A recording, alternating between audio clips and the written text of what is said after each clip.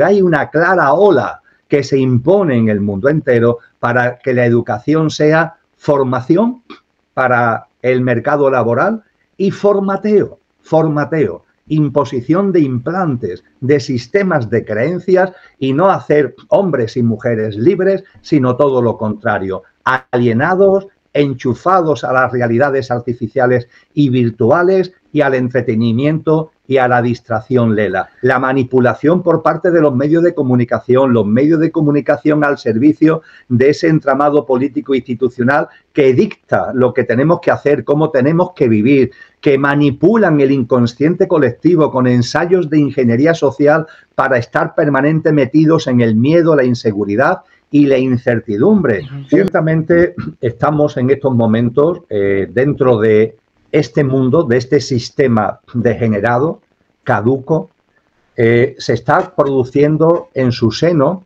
una especie de mutación hacia algo todavía más denso y más duro, que es lo que se ha dado en llamar el nuevo orden mundial. En el Evangelio de Juan, 3 veces, ni más ni menos, que lo llama a Satanás el gobernante de este mundo, el gobernante de este mundo. Este mundo entendido no como este maravilloso planeta, sino este sistema. Ese nuevo mundo que va surgiendo y que se plasmará masivamente cuando corresponda, vamos a ir ya haciendo lo nuestro, querido Federico. Vamos a ir abriendo espacios, vamos a ir creando espacios de nueva humanidad en nosotros mismos, en nuestra vida cotidiana, en nuestras relaciones con los demás, en las relaciones con la naturaleza. Bueno, Inla Quech, bendecido presente para todos. Bueno, bienvenidos a este nuevo canal de información en donde, bueno, estaremos abordando temas de espiritualidad y conciencia y a su vez de manera semanal buscaremos hacer una actualización semanal de noticias, valga la redundancia, a nivel global para ir viendo y haciendo juntos un discernimiento de cómo se van posicionando las fichas, las diferentes fichas hacia este nuevo orden mundial que se nos quiere, bueno, presentar. Y bueno, para hacer una breve introducción, entre todas las culturas y civilizaciones que hacían referencia a estos tiempos, como los tiempos del cambio, digamos, la civilización maya se refirió a estos tiempos de la historia que nos estamos contando como humanidad, como la sala de los espejos.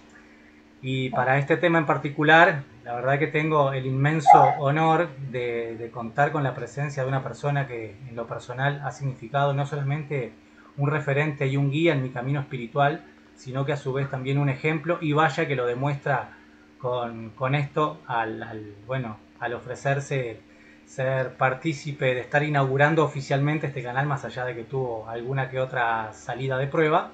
Y bueno, para ello contamos con la presencia en el día de hoy de Emilio Carrillo. Les cuento un poco para quien no lo conoce, que dudo mucho, pero bueno, de cualquier manera les cuento que Emilio es doctor en Economía y licenciado en Ciencias Económicas y Empresariales, con grado sobresaliente. Es escritor, con más de 97 libros y 900 artículos, conferenciante en 23 países de los 5 continentes. Políticamente estuvo incluso involucrado también y llegó a ser vicealcalde de Sevilla. A su vez es experto internacional para el desarrollo local por las Naciones Unidas, pero bueno, desde el año 2000 a esta parte, a través de una serie de experiencias vitales y de conciencia, su atención se ha centrado principalmente en la filosofía, la historia y sobre todo la conciencia y la espiritualidad. Además, actualmente gestiona el blog El Cielo en la Tierra, donde muy activamente, junto a su esposa, trabajan incansablemente por este despertar de la conciencia y mucho más en estos tiempos que estamos viviendo. Sus últimos 3 libros son Prognosis del Horizonte Venidero, Amor, Sexualidad y Relaciones de Pareja y Antropogénesis. Todo esto en apenas, si no me equivoco, 3 años.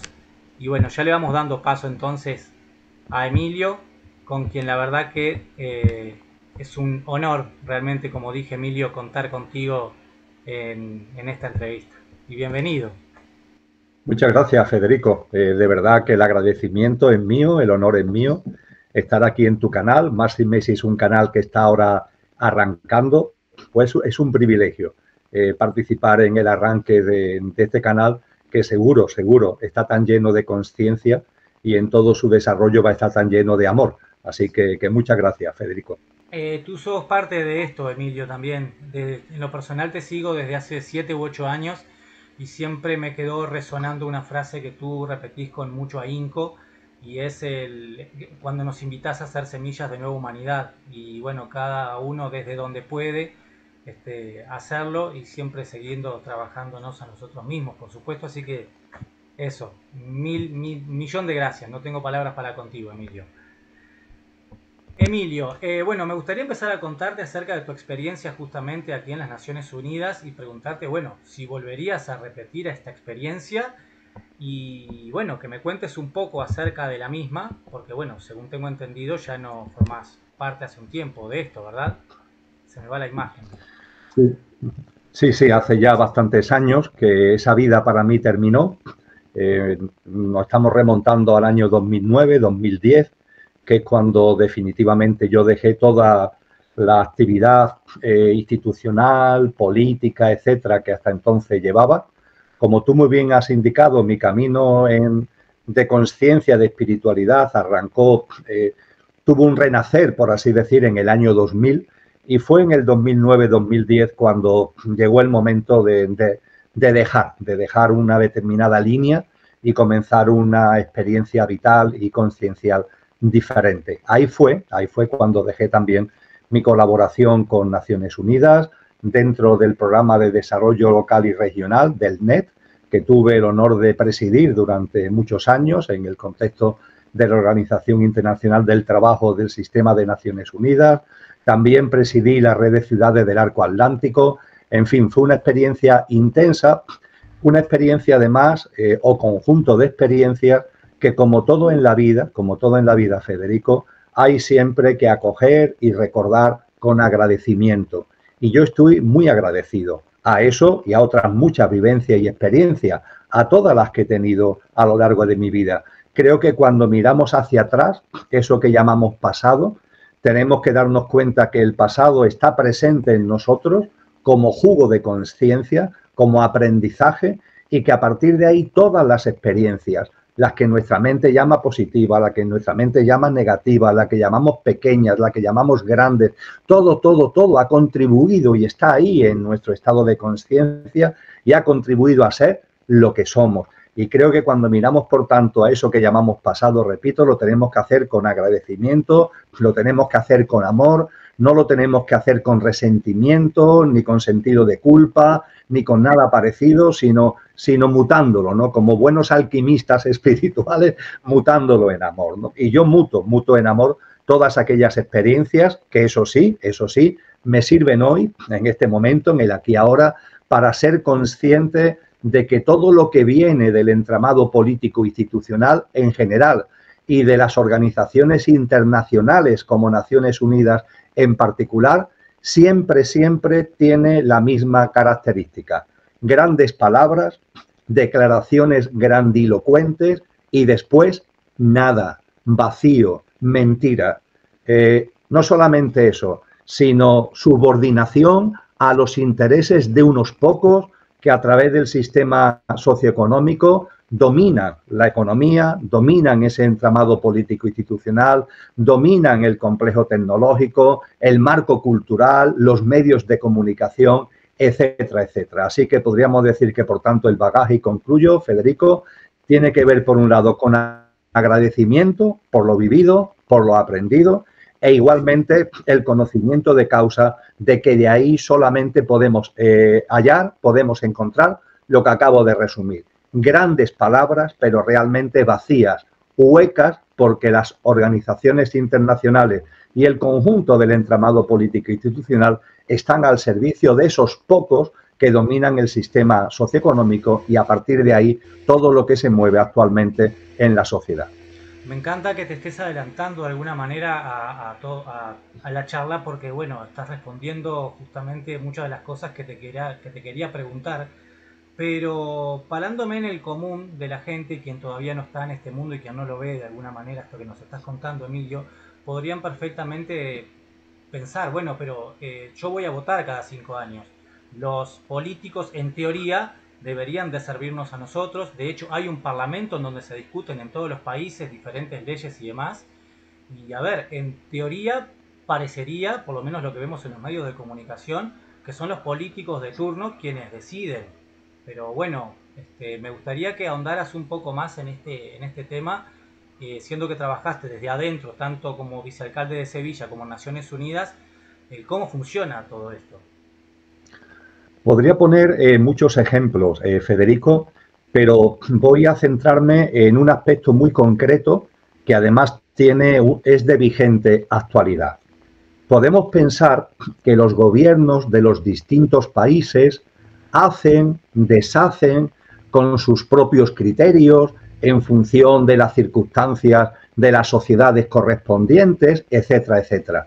Pero lo cierto es que hay unas grandes orientaciones que son impuestas a todos los gobiernos del mundo entero. O mejor dicho, grandes orientaciones que vienen de arriba, de esos pocos que, como decía antes, a través del poder económico dominan todo lo demás y que influyen decisivamente para que todos los gobiernos hagan exactamente lo mismo, dando igual la geografía, dando igual el color político. Y pongo el ejemplo, que lo sigo muy de cerca, de la educación. ¿Qué está pasando con la educación en el mundo entero? ¿Cuáles son las políticas educativas que se están imponiendo en el mundo entero?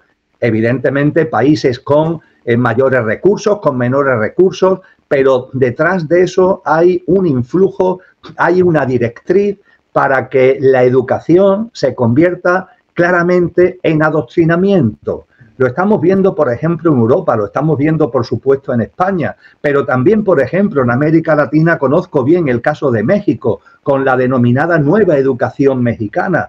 Y cuando comparamos lo que se está haciendo aquí y allí, ¿qué nos encontramos? Pues que la educación se ha y se está vaciando de contenido, que la educación ya no sirve, el sistema no sirve. Se está imponiendo un sistema educativo que no sirve para que nuestros chicos y chicas, nuestros jóvenes, sean personas capaces, válidas, personas que se reconozcan en lo que tienen de mejor de ellas mismas, sus dones, sus talentos, sus capacidades, darle instrumentos, darle herramientas para sacar lo mejor de sí, darle una visión de la vida amplia, que no sea puramente el consumismo, el materialismo, etcétera, etcétera. Pues bien, esa educación que debiera ser así, una educación que debe estar ligada a una cultura como cultivo del alma, nada de eso, todo lo contrario, hay una clara ola que se impone en el mundo entero para que la educación sea formación para el mercado laboral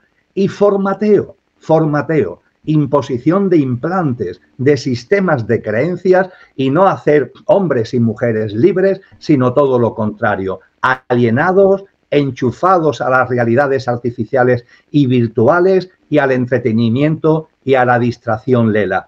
Ese ejemplo de la educación es solamente uno, pero podíamos seguir hablando de las políticas económicas que se están llevando a cabo, que en todos sitios amparan y promueven la desigualdad, una desigualdad y una injusticia social que está llegando, querido Federico, a unos niveles que las instituciones, por así decir, privadas, que más se preocupan y se ocupan de esto, dicen ya con claridad que el nivel de desigualdad que hay en el mundo, promovido exactamente igual por unos gobiernos y por otros, da igual la geografía y el color político, ha llegado ya a un límite esa desigualdad que ya no hay calificativos en el diccionario para poder definir el nivel de desigualdad y de injusticia social al que hemos llegado. La manipulación por parte de los medios de comunicación al servicio de ese entramado político institucional que dicta lo que tenemos que hacer, cómo tenemos que vivir,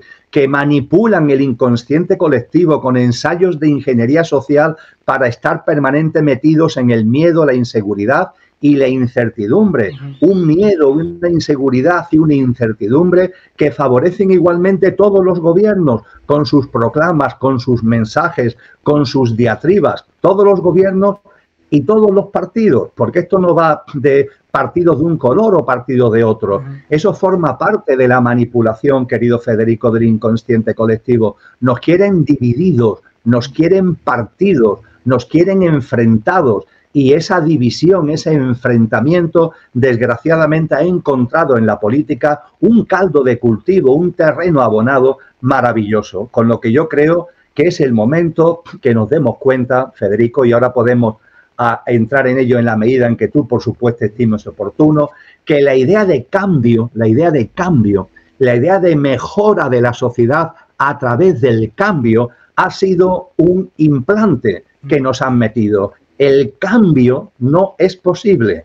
En la obra de Lampedusa, que tiene como título El gato pardo, una obra emblemática escrita a mitad del siglo XX, pero que se desarrolla, la trama de la novela se desarrolla en la revolución garibaldiana del siglo XIX en Italia, hay dos ricos que están hablando entre ellos y uno le muestra su preocupación al otro por la revolución que Garibaldi está poniendo en marcha y que desembocaría en la unificación de Italia. Y el otro lo tranquiliza y dice, no te preocupes, es necesario que todo cambie para que todo siga igual. Es necesario que todo cambie para que todo siga igual. Con lo que, Federico, y termino, yo hago mía esta frase de Lampedusa tan maravillosa, tan magistral, para que se nos abran los ojos ante la realidad, y hago también mía una frase que es de un paisano, de un andaluz como yo, ni más ni menos que Blas Infante, una figura no conocida internacionalmente,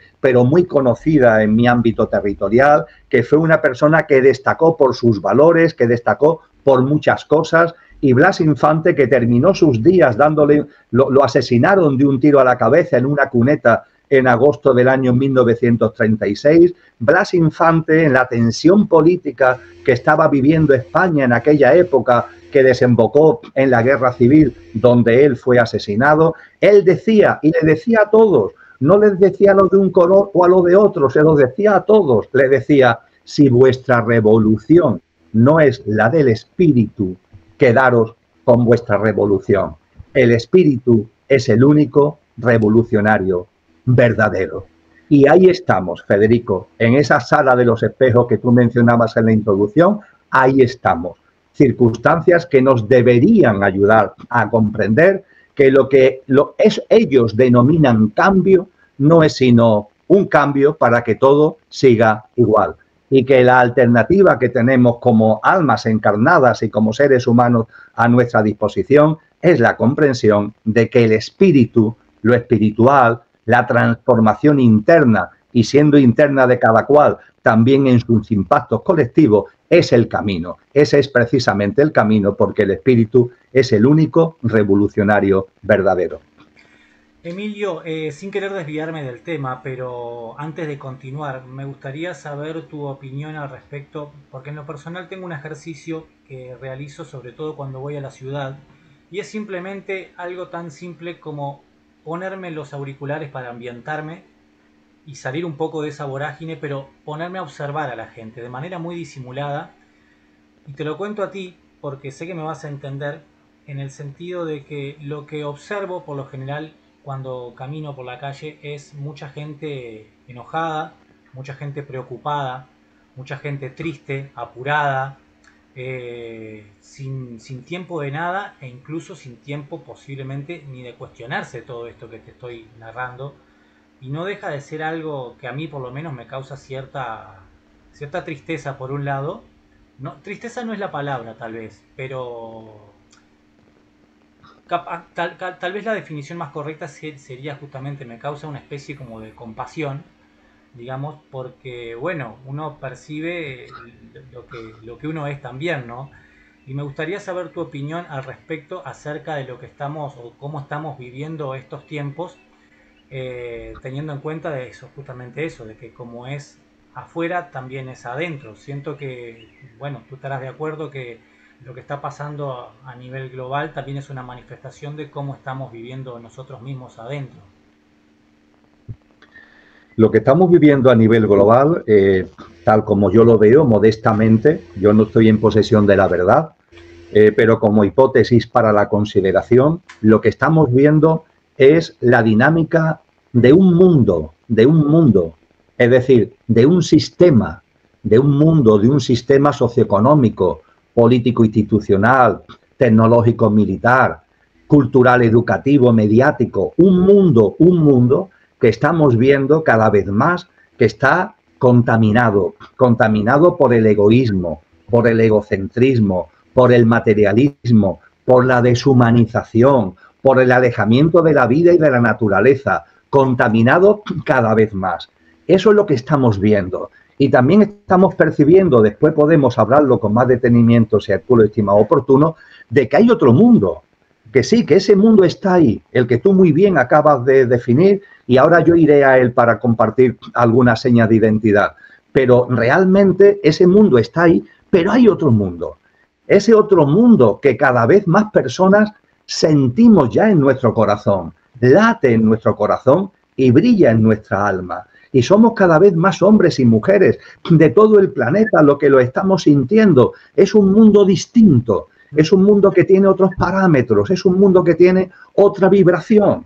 Es el mundo que está anunciado por las grandes tradiciones espirituales. Es el nuevo mundo que nos anunció Cristo Jesús cuando nos indica que esta generación humana, esta que configura el mundo que conocemos en estos momentos, va a terminar, va a tener su fin y va a surgir una nueva humanidad en una tierra restaurada. Va a surgir un mundo distinto que no va a tener esos parámetros egoicos y egocéntricos. Y yo creo que en estos momentos estamos como en transición, es decir, podemos ver este mundo como caduco, este mundo degradado, este mundo contaminado, pero también podemos ver en nosotros mismos y en muchas personas que está surgiendo ese nuevo mundo. Es como la semilla de esa nueva humanidad que se plasmará cuando corresponda en la dinámica de los ciclos, tal como nos anunció Cristo Jesús, pero que no tenemos que tener ninguna duda que se plasmará. Y mientras tanto, con relación a este mundo caduco, lo que tenemos que es convivir con él, no queda otra que convivir con él, porque llega a todos sitios. Este mundo degradado, contaminado, es global y llega a todos sitios. Pero nos enseña muy bien la tradición cristiana cuando yo creo que es impecable con relación a esto, cuando nos indica, ojo, una cosa es la convivencia y otra cosa es la connivencia. Convivir con este sistema, sí, porque está y llega a todo sitio. Ahora, no caigamos en la connivencia, no hagamos nuestros sus paradigmas, su visión de la vida y de la existencia, sus patrones y hábitos de vida, sus conductas y sus comportamientos. Ese nuevo mundo que va surgiendo y que se plasmará masivamente cuando corresponda, vamos a ir ya haciéndolo nuestro, querido Federico. Vamos a ir abriendo espacios, vamos a ir creando espacios de nueva humanidad en nosotros mismos, en nuestra vida cotidiana, en nuestras relaciones con los demás, en las relaciones con la naturaleza. Y mientras que hacemos eso, podremos percibir, y lo percibiremos cada vez más, que el mundo caduco y degenerado es un huracán de magnitud aceleradamente creciente. Es un huracán donde además, como decía hace unos minutos, el miedo, la inseguridad y la incertidumbre están permanentemente presentes. Tienen una presencia inmensa. Y junto a ese miedo, esa inseguridad y esa incertidumbre, el estrés, el culto a la velocidad, la ansiedad y todo esto que provoca, al hilo de lo que es tu observación cuando vas a la ciudad. ¿Esto qué provoca? Pues que las personas, muchas personas, como no sean capaces de abrir la mirada hacia la nueva humanidad, hacia el nuevo mundo, como lo único que vean y vivan y experimenten es ese mundo caduco y degenerado, ¿qué es lo que sucede? Pues que tanto miedo, tanta inseguridad, tanta incertidumbre, tanto estrés, tanta carrera y velocidad, tanta ansiedad, etcétera, produce un enorme desgaste emocional y turbulencia mental. Y de esto dan fe actualmente muchos profesionales del mundo de la psicología y de la psiquiatría en el mundo entero, Federico. Muchos profesionales, yo estoy en contacto con muchos de ellos, participan en proyectos que estamos desarrollando a través de distintas iniciativas en las que colaboro, y lo que estos profesionales del mundo de la mente, por así decir, y del mundo de nuestras emociones, de la psicología, de la psiquiatría, lo que nos alertan es de que las enfermedades mentales y las turbulencias emocionales están aumentando exponencialmente, que está llegando incluso a personas muy jóvenes, cosa que antes no pasaba. Y claro, no nos debe extrañar. Hay tanto desgaste emocional, hay tanto desgaste mental. Y la solución a ese desgaste emocional y mental no es la farmacia, no son los fármacos, no es la medicina convencional, es impulsar una transformación en nuestro día a día, una transformación en nuestra vida, y esa transformación tiene que ir dirigida a recordar lo imperecedero que hay en el ser humano, a darle valor a esa dimensión álmica espiritual que todos tenemos y a vivir nuestra cotidianidad de forma amorosa, de forma sencilla, de forma abierta a los demás y a la vida, y eso va a ser el bálsamo, eso va a ser lo que nos puede aportar, lo único que nos puede aportar armonía y paz en estos momentos cruciales que estamos viviendo como humanidad. En caso contrario, la realidad es la que tú muy bien has descrito. Personas que se ven aturdidas, personas que se ven superadas, personas que viven su día a día no viviendo la vida, sino como supervivientes, se han convertido en supervivientes, una especie de zombies, de muertos vivientes, y la respuesta a esto está, volvemos a la expresión, en el espíritu, que es el único revolucionario verdadero. Bueno, volviendo casualmente a lo que veníamos en el hilo anterior, bueno, y gracias por esta reflexión porque creo que hace un reflejo muy claro y queda muy clara la imagen de lo que intentaba justamente que se transmitiera, digamos.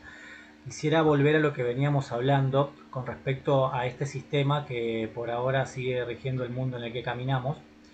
Y a mí hace un tiempo esta parte me vino una frase, hace varios años ya, pero que me quedó resonando y que en su momento no lo entendí. Y que ahora como que empieza a resonar un poco más y a tomar un poco más de forma y a formarse ese puzzle mental, por llamarlo de alguna manera, que a ver, faltan muchas fichas todavía, pero empieza a vislumbrarse por lo menos la imagen. Y es algo tan simple como que el sistema es la bestia, me decían en algún momento, o en algún momento lo escuché y no recuerdo ni de quién, para ser honesto. Y después me vino otra que creo que va en congruencia con la anterior, que dice que la política es la trampa del sistema. Y me encantaría justamente saber tu opinión al respecto. Ciertamente estamos en estos momentos dentro de este mundo, de este sistema degenerado, caduco. Se está produciendo en su seno una especie de mutación hacia algo todavía más denso y más duro, que es lo que se ha dado en llamar el nuevo orden mundial. Es decir, el sistema socioeconómico, el entramado político-institucional, el complejo tecnológico y militar, el marco educativo, mediático, cultural, etcétera, se están reconfigurando para adaptarse y para adoptar un formato nuevo, que es lo que se llama el nuevo orden mundial. Un nuevo orden mundial que todo indica que está muy ligado al año 2030, al año 2030 y a la famosa agenda que hace ya se puso en marcha con esa fecha en el horizonte. Y cuando analizamos lo que estamos viviendo ahora, lo que posiblemente vivamos de aquí hasta el año 2029, tú has citado uno de los libros que he escrito recientemente, Prognosis del Horizonte Venidero, lo publiqué el pasado mes de febrero, y en ese libro efectivamente realizo una prognosis bastante rigurosa desde lo que estamos viviendo a lo que vamos a vivir en el lustro 2025-2029. Y lo que estamos viviendo y vamos a vivir se dirige a configurar un nuevo orden mundial como formato, reformulación de este sistema caduco y degenerado. El nuevo orden mundial va a tener, y soy breve y sintético, pero va a tener varias características fundamentales. Primera, que los que dominan el mundo, pero desde la tramoya del escenario, es decir, ocultamente, esos van a dejar de gobernar el mundo ocultamente, lo van a hacer ya visiblemente. También tiene que ver con la sala de los espejos a las que tú hacías mención. Hoy día hay un grupo reducido, una minoría de personas que poseen el patrimonio y la riqueza del planeta. Se nos dice que hay un 1% de la población que tiene más patrimonio y riqueza que el 99% restante. Pero cuando entramos en ese 1%, vemos que realmente dentro del 1% hay un 1% que son los que realmente tienen ese poder económico, esa riqueza, ese patrimonio, y a partir de ahí, a través de sus fortunas personales, a través de las fortunas familiares, a través de las megacorporaciones, las grandes corporaciones transnacionales que se mueven por el mundo a sus anchas, sin fronteras y sin barreras, y a través de los fondos de inversión. Hoy los 10 grandes fondos de inversión mueven activos que suponen ya más de la mitad de la economía mundial, una barbaridad. A través de todo esto, ese grupo reducido de personas dominan el sistema socioeconómico y, como he repetido ya, a través del sistema socioeconómico controlan y dominan todo lo demás. Pero lo hacen como agazapados, como escondidos. El nuevo orden mundial tendrá como característica que será absolutamente evidente, será absolutamente visible que esto está regido por un grupo reducido de personas. Esa es la primera característica del nuevo orden mundial. Y la segunda y muy importante es que estará inspirado en el transhumanismo. ¿Qué es el transhumanismo? El transhumanismo, querido Federico, es el olvido absoluto de la dimensión imperecedera que tenemos como seres humanos. El ser humano nos lo ha enseñado Cristo, nos lo han enseñado todas las tradiciones espirituales, todas las escuelas filosóficas trascendentes. El ser humano somos una perfecta conjunción, tú, yo, cada uno, de esencia y de apariencia, de algo que es imperecedero y de lo perecedero. Sí, hay un pequeño yo, este tal Emilio que está aquí hablando, con su mundo físico, emocional, mental, la personalidad a todo ello asociada. Pero ojo, esto no es lo importante en mi ser. Lo importante en mi ser es que, además de lo que acabo de describir, que un día morirá, un día fallecerá, hay algo en mí y en todos nosotros imperecedero.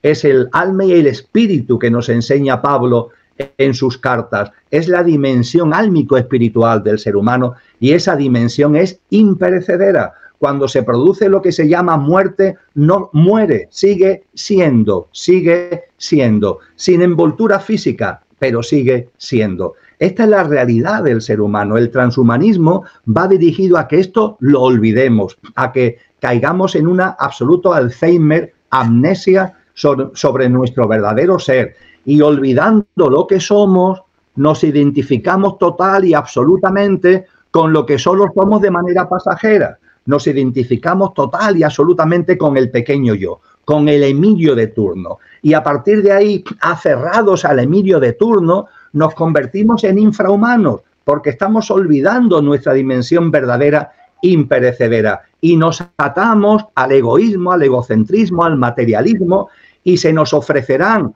ante el vacío, porque ese infrahumanismo, ese transhumanismo provoca un enorme vacío existencial, un vacío interior cada vez más, que favorece también ese desgaste emocional y mental al que antes me refería. Se nos van a ofrecer, se nos están ofreciendo ya las tecnologías como la panacea que nos puede sacar de ahí. Y eso es una gran mentira.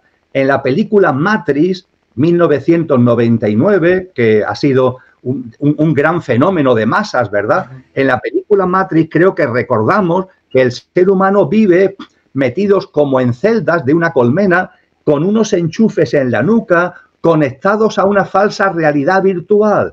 Se cree que están viviendo algo que es mentira, porque es virtual, porque es artificial. Pues bien, el transhumanismo, que es, insisto, como la fragancia propia del nuevo orden mundial, no necesita cables, porque las tecnologías son inalámbricas, con lo que no tenemos que estar enchufados por la nuca, pero inalámbricamente vamos a estar conectados a unas tecnologías que el peligro no es que esas tecnologías nos coman, por así decir. El peligro, Federico, no es que la inteligencia artificial, como se nos dice, nos pueda atacar. No, no. El grave riesgo que tenemos ya delante es que nosotros mismos nos metemos en el entramado tecnológico, nos hacemos parte en esa conexión inalámbrica, nos hacemos parte del entramado tecnológico y pasamos a ser una pieza más, un terminal más de un gran entramado artificial y virtual al que además nos engancharemos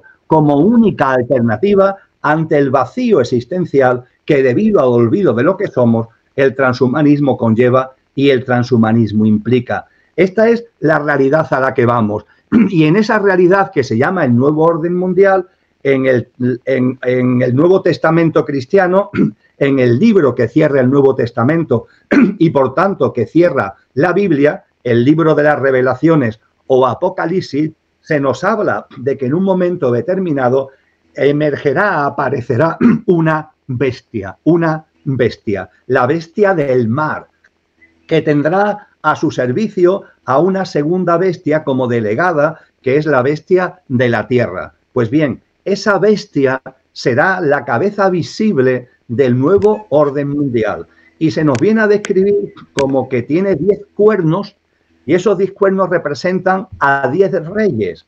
¿Qué significa esto? Significa que este sistema cada vez está regido por menos, porque el poder, la riqueza, se está acumulando cada vez en menos manos. Yo barrunto que actualmente los que dirigen el sistema socioeconómico y a partir de ahí todo lo demás no son más de 30 o 40. Lo que se nos viene a indicar alegóricamente en el Apocalipsis es que serán 10, porque entre ellos no hay amistad, entre ellos no hay hermandad, entre ellos hay lucha, entre ellos hay confrontación por el egoísmo, por el egocentrismo. Y se nos dice que cuando haya 10, esos 10 llegarán a una especie de acuerdo.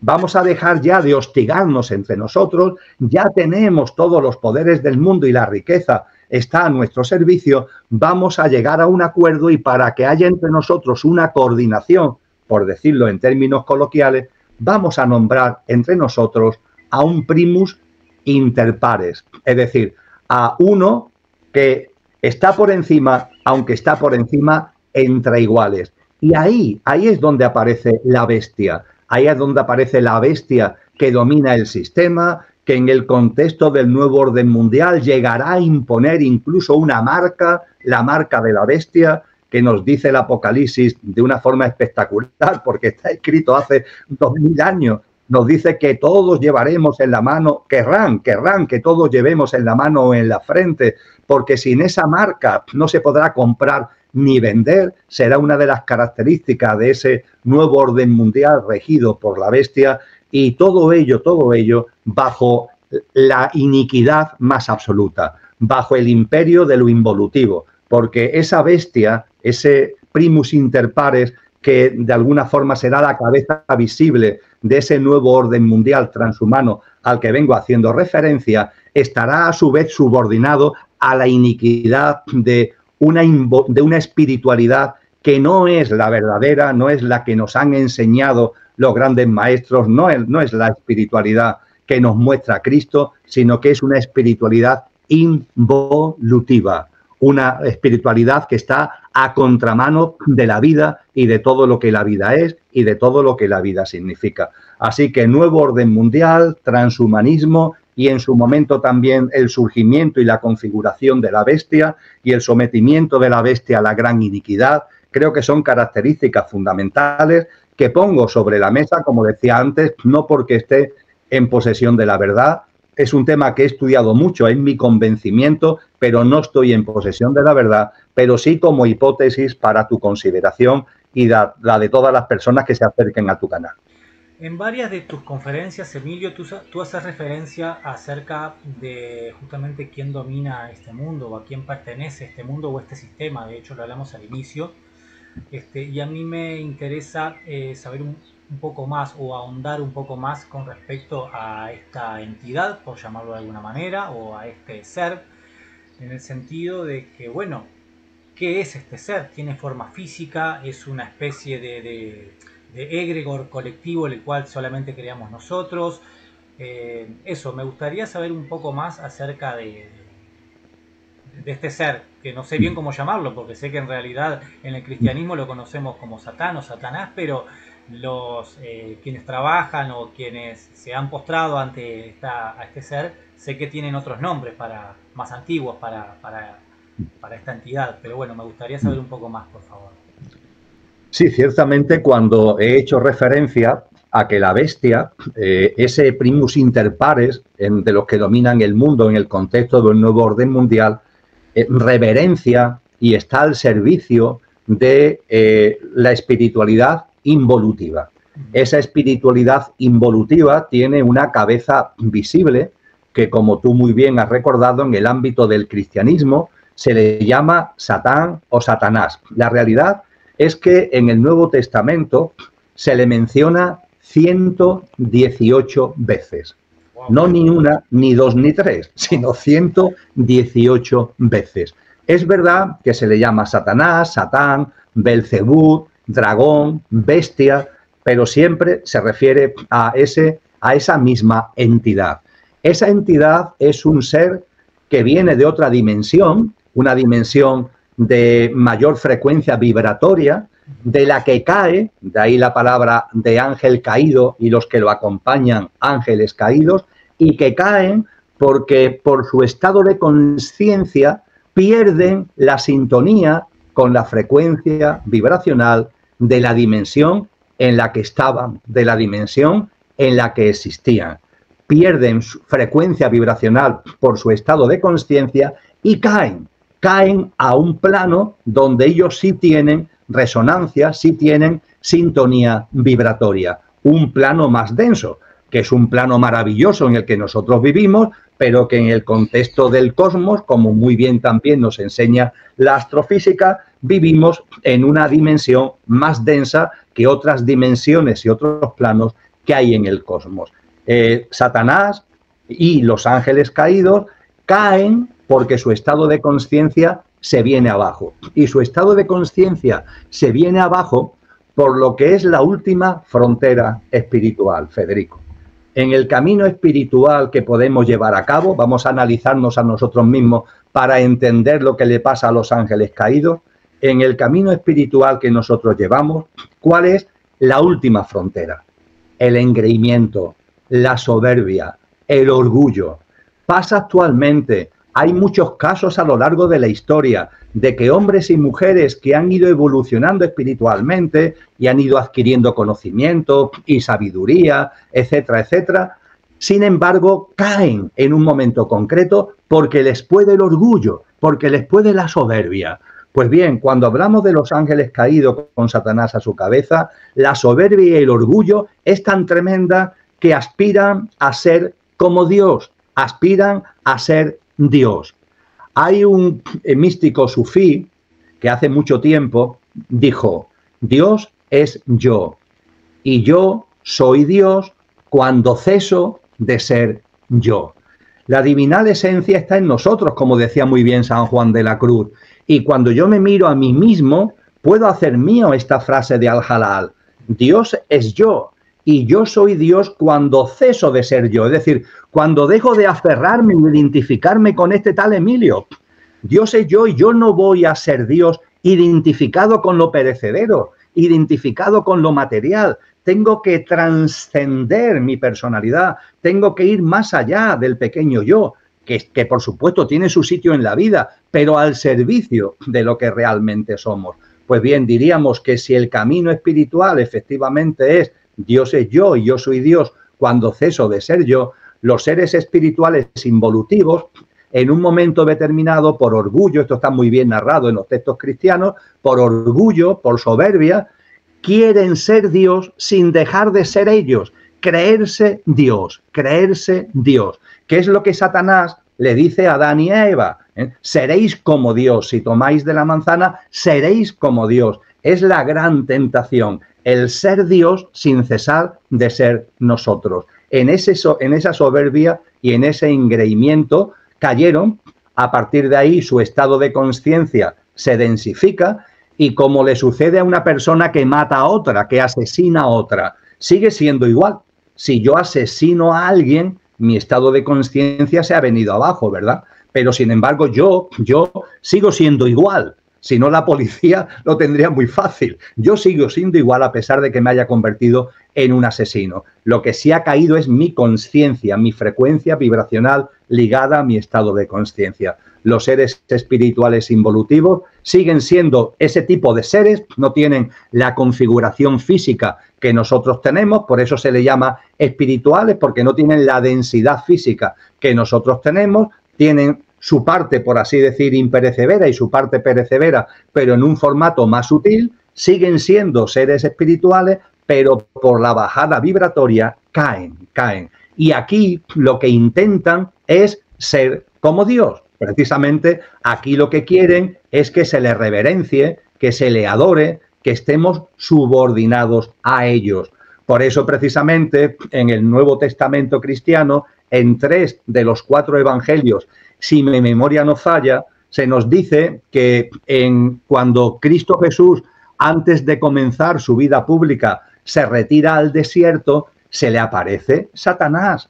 Y Satanás no se le aparece como una entelequia, no, se le aparece como un ser que tiene delante Cristo. Y Satanás se comunica con él. Y entre las cosas que le dice es que si se postra ante él, le da todas las riquezas y poderes de este mundo. Todas las riquezas y poderes del mundo que Satanás le pone a la vista a Cristo serán tuyos, le dice Satanás, si te postras ante mí. Y te los puedo dar porque te han sido dados. Se lo hemos dado nosotros con nuestro alejamiento de lo divino, con nuestro alejamiento de lo sobrenatural, que es lo que se narra en los textos cristianos como ese pecado original del que todos hemos oído hablar y que deberíamos recordar que es original porque se produjo hace mucho tiempo y se ha mantenido desde entonces. Y también deberíamos recordar que el término pecado etimológicamente es alejamiento. El alejamiento que se produjo hace mucho tiempo y que se ha mantenido desde entonces, el alejamiento de lo divino, de lo trascendente, de lo sobrenatural. Con ese alejamiento nuestro poder se lo damos a los seres involutivos y Satanás se lo ofrece a Cristo Jesús diciéndole que todos estos poderes y riquezas son tuyos si te postras ante mí. Cosa que evidentemente Cristo no hizo, pero que también evidentemente muchas personas o demasiadas personas en cualquier caso han hecho a lo largo de la historia de la humanidad y hacen en el momento presente, reverenciar a lo involutivo para de esa forma recoger las migajas que suponen el dominio y el control, los poderes y riquezas de este mundo. Y por eso precisamente, y termino Federico, Cristo es clarísimo, clarísimo. Aquí no se trata de que yo diga una cosa u otra, no es una hipótesis para la consideración, es que está en la boca de Cristo, en el Evangelio de Juan, 3 veces, ni más ni menos, que lo llama a Satanás el gobernante de este mundo, el gobernante de este mundo.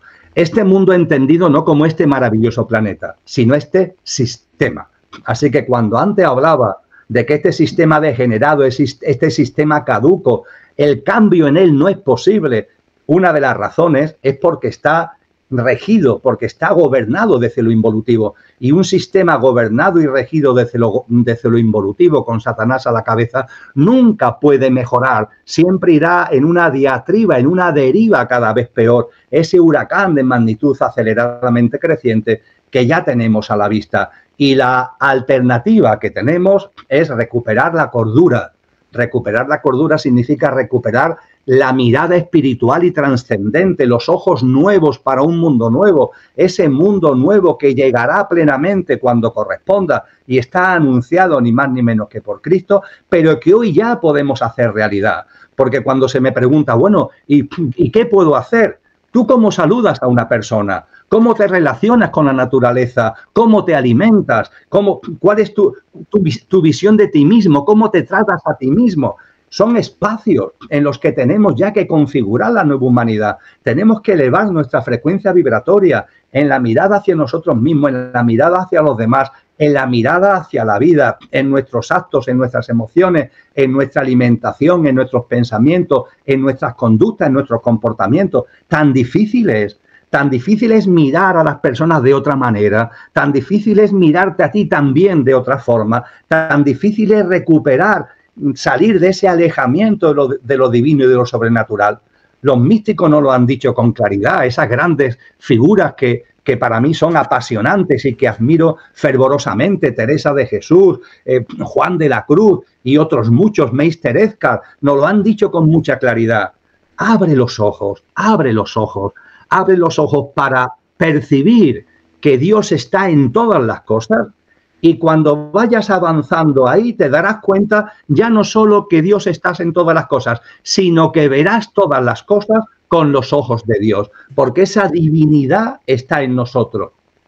Pero no está en nosotros al servicio del pequeño yo, está en nosotros para que, trascendiendo nuestro pequeño yo, seamos capaces de cerrar el círculo, volver a casa y vivir de una manera que además es la única forma de salir del dolor, del salir de la ingratitud, del salir del vaciamiento existencial y de vivir en plenitud y de vivir en paz.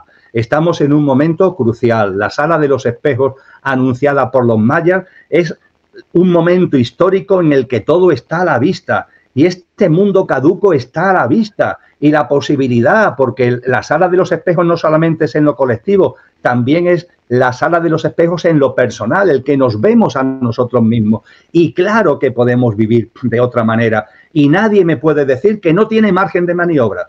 Hay gente que me dice, uy, Emilio, es que mis relaciones personales, familiares, mis obligaciones laborales, mi profesión, todo eso me lo dificulta. Mentira, mentira. Siempre hay margen de maniobra. Unos tenemos más margen de maniobra, otros menos margen de maniobra. Pero siempre hay margen de maniobra. Comienza, aunque el margen sea pequeñito, comienza ya a traer a tu vida esas semillas, esos espacios de la nueva humanidad, en lo personal y en lo colectivo, y tú verás cómo de manera natural se va ampliando, esos espacios se van ampliando asombrosamente de manera natural. Emilio, para continuar, claro, la hora pasa volando, ¿no? Estamos en este tiempo que cada vez más acelerado y a mí la verdad que por momentos me abruma porque es tanta las cosas que van llegando, desde la información hasta las vivencias, como adentro, o sea, todo junto.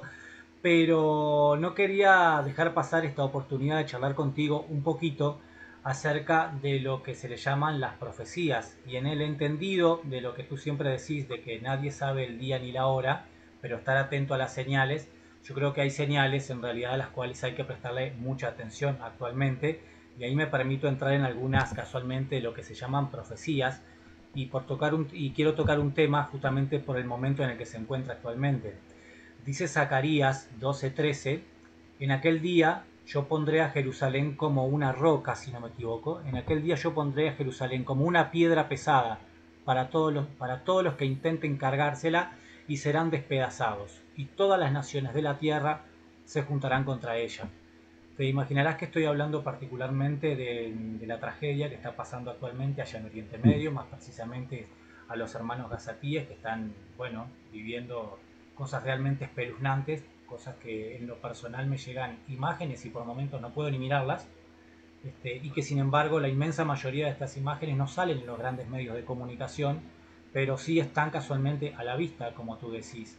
Por un lado me gustaría preguntarte tu opinión acerca de esta situación y a su vez acerca de las almas que se encuentran encarnadas casualmente en esta parte del mundo, que están siendo objeto de todas estas barbaries que están llevando adelante estos involutivos, ¿no?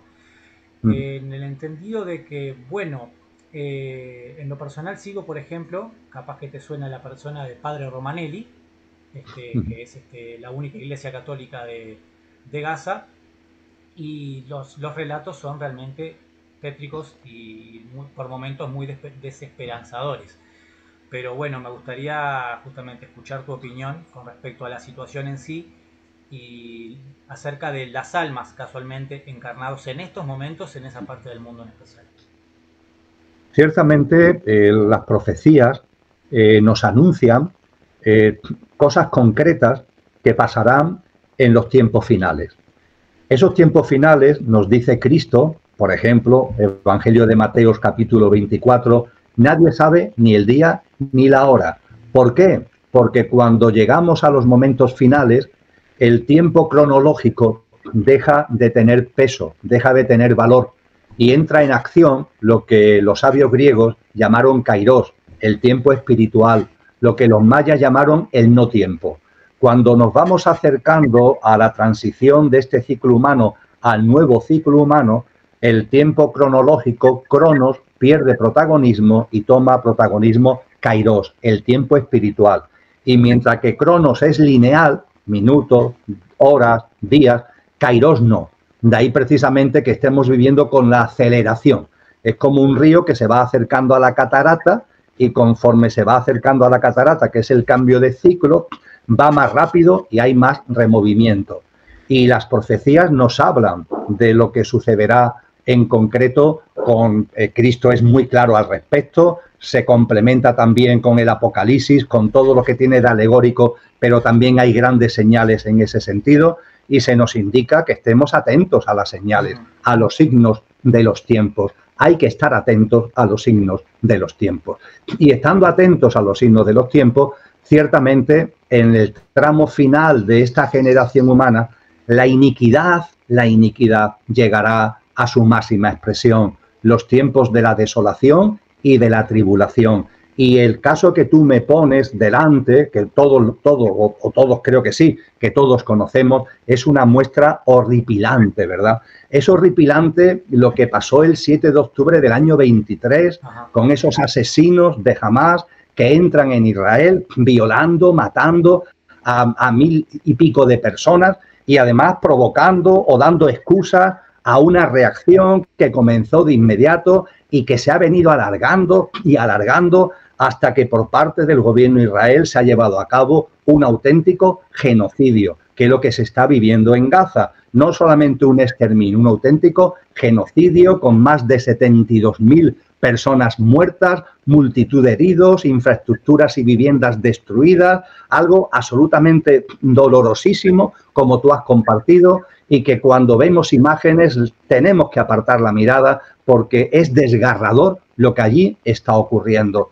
Eso forma parte de lo que está ocurriendo. ¿Por qué? Lo decía Platón, Dios es inocente, no le echéis la culpa a Dios. Eso está ocurriendo por el ser humano que se ha alejado de Dios. Eso está ocurriendo por el ser humano que se ha apartado del sentido de la vida y que se ha metido en las garras de lo involutivo y de lo egoico y de lo egocéntrico y de lo puramente materialista. Ahí está, dice Platón muy bien, la virtud está a vuestro alcance. Que la hagáis vuestra o no es solo vuestra responsabilidad, porque Dios es inocente. Bueno, pues este mundo caduco, degenerado, que en su seno ocurren cosas tan tremendas como lo que está ocurriendo en Gaza, es el mundo consecuencia de que nos hemos apartado de la virtud, nos hemos alejado de lo divino, nos hemos alejado de nuestro verdadero ser y tenemos que analizarlo desde esa perspectiva espiritual y trascendente es muy importante.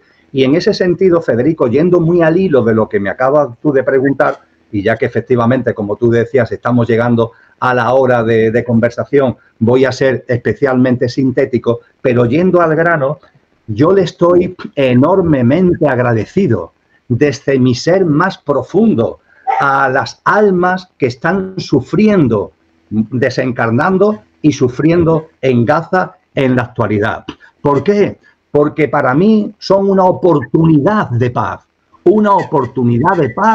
y de compasión. Pero no porque yo coja una bandera, si no se trata de coger una bandera, no se trata de que yo ahora arremeta contra no sé quién, no. Ante tanto dolor, ante tanto sufrimiento, lo que se aviva en mí es la idea y la necesidad de paz. Y esa idea y necesidad de paz y de compasión la intento aplicar, como decía antes, en cada instante de mi vida.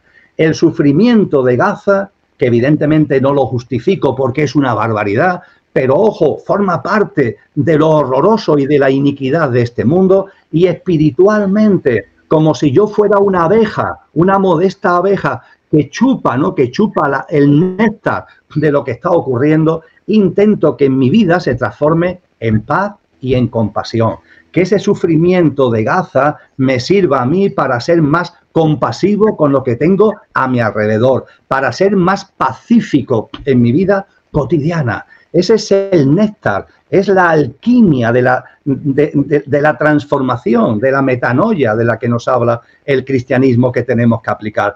Entonces yo le estoy enormemente agradecido a esas almas mártires que están cayendo de esta forma tan tremenda en Gaza, porque son una oportunidad, sin justificar, por favor, lo que está ocurriendo, pero son una oportunidad para que todos nosotros nos paremos, que se pare el mundo, aunque sea un momento, ante lo que allí está ocurriendo, y que reflexionemos, y que por favor no hagamos de la paz una piedra de guerra, no cojamos la idea de paz como una piedra para tirársela al otro, no, la idea de paz vamos a cultivarla en nuestro interior, vamos a llevarla, insisto, a nuestra cotidianidad, y que mi relación con mi vecino, mi relación con mis compañeros de trabajo, mi relación con la naturaleza, mi relación conmigo mismo, de ese néctar de paz, de ese requerimiento y exigencia de paz que la atrocidad de lo que está ocurriendo en Gaza me está provocando, me está produciendo, que esa paz y que esa compasión se plantee y se haga mía en el día a día. Es el homenaje que le tenemos que hacer a esas almas desde el agradecimiento más absoluto. Nada sucede por casualidad, todo tiene un sentido profundo. Y qué llamada a la paz tan enorme la que se está produciendo en esa tierra, al mundo entero, en un momento además donde este sistema absurdo va cada vez degenerándose más hacia ese nuevo orden mundial y hacia ese transhumanismo del que hablábamos antes. Emilio, para terminar con el mejor sabor de boca, teniendo en cuenta que estamos en un momento realmente histórico, ayer hablaba con mi maestra, amiga, guía y sanadora Dorota, acerca de que casualmente dentro de toda esta vorágine, todo este sufrimiento que se está viviendo y todo lo negativo, por llamarlo de alguna manera, en el fondo uno no puede dejar de percibir una alegría, una especie como de júbilo que realmente no me saldría cómo explicarlo siquiera, pero hay como una alegría de fondo. Y a este respecto me gustaría saber justamente tu opinión y por otra parte, bueno, cómo nos aconsejarías vivir justamente estos momentos, sobre todo aquellas personas que están teniendo que atravesar por momentos más duros. Sin duda ninguna, estos momentos son ya momentos, como he dicho varias veces, como de una transición muy avanzada, y muchas personas empezamos a sentir ya la fragancia, no de este mundo degenerado, sino de la nueva humanidad. Empezamos ya a sentir esa fragancia. Y esa fragancia produce en nosotros esa especie de alegría interior, de confianza y de impulso para que efectivamente seamos ya agentes activos en nuestra vida cotidiana de esa nueva humanidad con todo lo que ello implica. Y desde luego, por sintetizarlo, no caer, amigos y amigas, ni en el victimismo, ni en el derrotismo, ni en el pesimismo. Ciertamente este mundo va a donde va, pero no nos olvidemos que este mundo no es el mundo. Este mundo es un sistema que se ha creado, que se ha desarrollado y que ha entrado en degeneración hasta que es lo que es actualmente. Pero este mundo no es el mundo es otra cosa. Y ese mundo que es otra cosa abre un nuevo ciclo cuando corresponda y hoy, en lugar de caer en el derrotismo, en el abatimiento, lo que tenemos que hacer es recordar nuestro verdadero ser, intentar que lo que somos, inmortal, imperecedero, se haga presente en nuestros días, que nuestra dimensión álmico-espiritual haga presencia de sus cualidades, que lo que tenemos de divinal en potencia vayamos haciéndolo o transformando de latente en patente, que lo vayamos haciendo real y que asumamos la responsabilidad de nuestra vida con ese hilo conductor, la presencia de lo que verdaderamente somos, para que el Emilio de cada uno esté enteramente al servicio de eso que hay en nosotros, que no conoce la muerte, que es imperecedero y que siempre va a seguir siendo más allá de lo puramente material. Así que nada de derrotismo, nada de victimismo, recuperemos la fuerza de nuestro verdadero ser en el recuerdo y en la memoria de lo que realmente somos y de lo que realmente es, querido Federico. Bueno, Emilio, la verdad que bueno, vamos finalizando. Qué manera de arrancar este canal, la verdad que manera inmejorable, soñada para mí, la verdad. Y no tengo más que palabras de agradecimiento, no solamente por tu buena disposición, sino como te dije de manera privada, también por ser ejemplo de humildad y de guía también, que ha sido un gran referente para muchos y estoy seguro que para millones de personas en el mundo y que seguramente no lo sepas, pero bueno, te quería hacer llegar desde acá por lo menos mi cariño y mi reconocimiento y agradecimiento. Muchísimas gracias, Federico. Un gran abrazo para ti y para mi querida Dorota. Un gran abrazo para los dos de alma a alma. Linda semana.